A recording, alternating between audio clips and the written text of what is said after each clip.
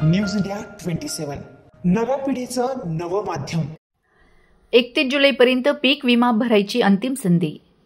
खरीप हंगाम 2025 साठी प्रधानमंत्री पीक विमा योजनेअंतर्गत मका, सोयाबीन, बाजरी, तूर, भात आदी पिकांसाठी 31 जुलैपर्यंत विमा भरता येणार आहे। शेतकऱ्यांनी ही अंतिम संधी न गमावता अर्ज भरावा असं आवाहन तालुका कृषी अधिकारी राजेंद्र गावित यांनी केलं आहे।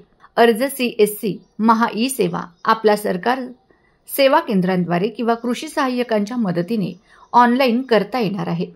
विमा भरण्यासाठी फार्मर ID, आधार कार्ड, बँक पासबुक व लागवडीची माहिती आवश्यक आहे। विमा योजना पावसाअभावी नापिकी, अतिवृष्टी, गारपीट, रोग, कीड व अन्य नैसर्गिक आपत्तीपासून संरक्षण देते। नमस्कार, मी राजेंद्र गावित, तालुका कृषी अधिकारी कळवण तालुक्यातील सर्व शेतकरी बंधूंना आवाहन करू इच्छितो की महाराष्ट्र शासनामार्फत प्रधानमंत्री पीक विमा योजना खरीप हंगाम 2025-26 या वर्षामध्ये राबवण्यात येत आहे। यामध्ये शेतकऱ्यांना नैसर्गिक आपत्ती यापासून संरक्षण मिळवण्यासाठी शेतकऱ्यांनी पीक विमा काढून त्यांची पिके संरक्षित करावीत व आर्थिक नुकसान टाळावे यासाठी ही योजना शासनामार्फत राबवण्यात येत आहे।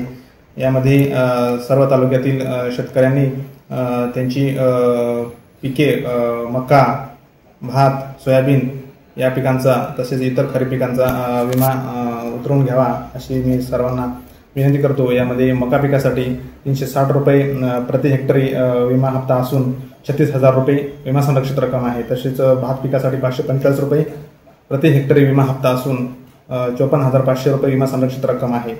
त्याचबरोबर सोयाबीन पिकासाठी 817 रुपये विमा हप्ता असून 54,500 रुपये विमा संरक्षित रक्कम आहे।